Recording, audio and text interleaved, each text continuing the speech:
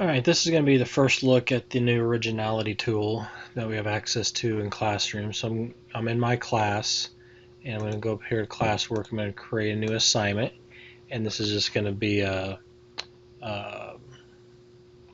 just going to title this essay.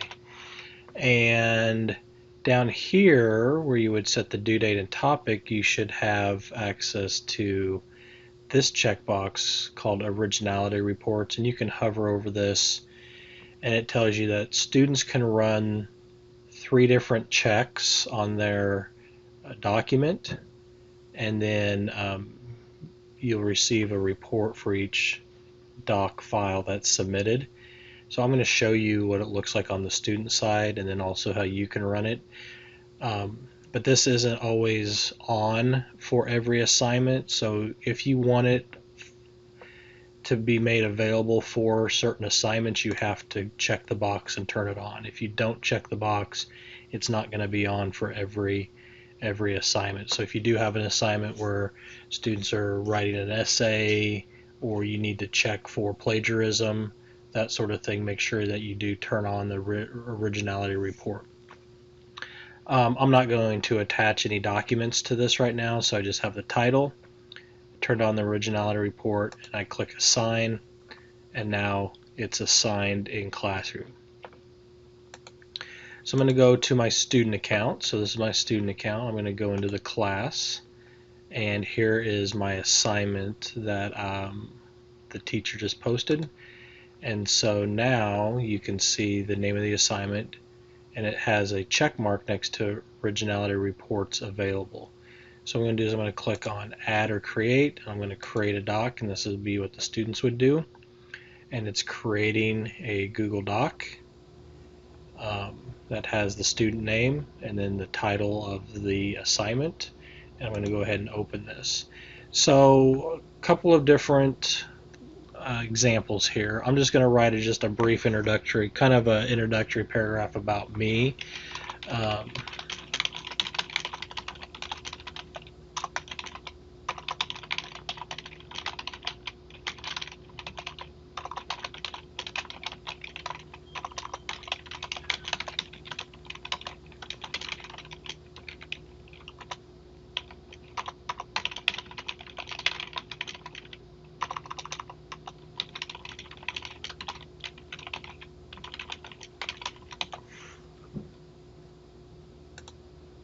Okay, and then I'm not going to turn it in yet, but what I'm going to do is I'm going to go ahead and close the tab.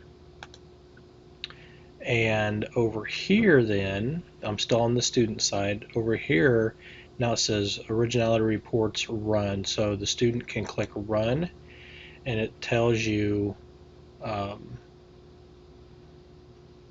basically it tells the students what's going on. So I'm going to go ahead and choose Run, and it shows that it's running the Originality Report right there, and that there were no matches found. If I click on that, it will give me a basically a summary, and if there was anything that was flagged here that was found somewhere on the internet, then it would flag it, and over here you would see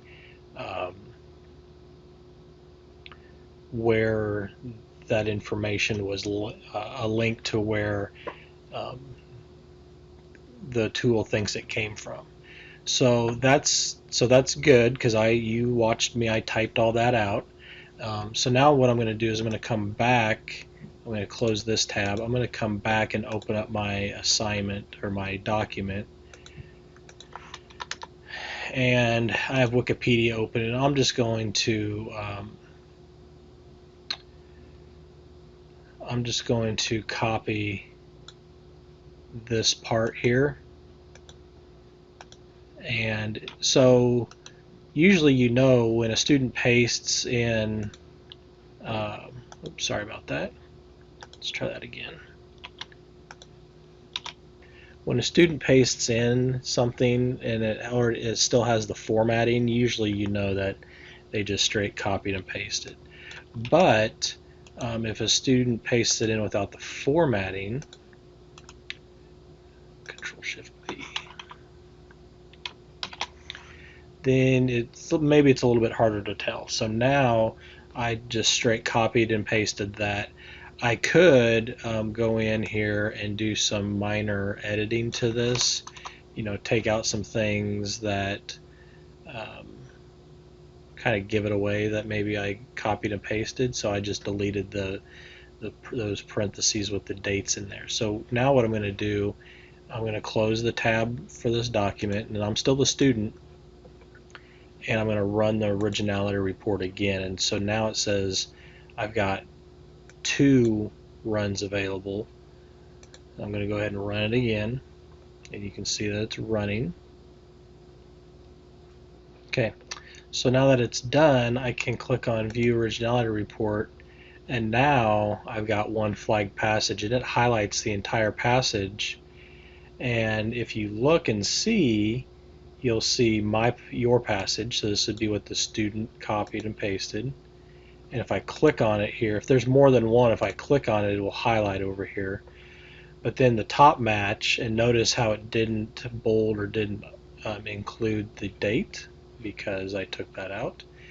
And here's the link from where that match came from. So, and that's what the student sees. On the teacher side, it's pretty much the same. So on the teacher side, I go back to my assignment,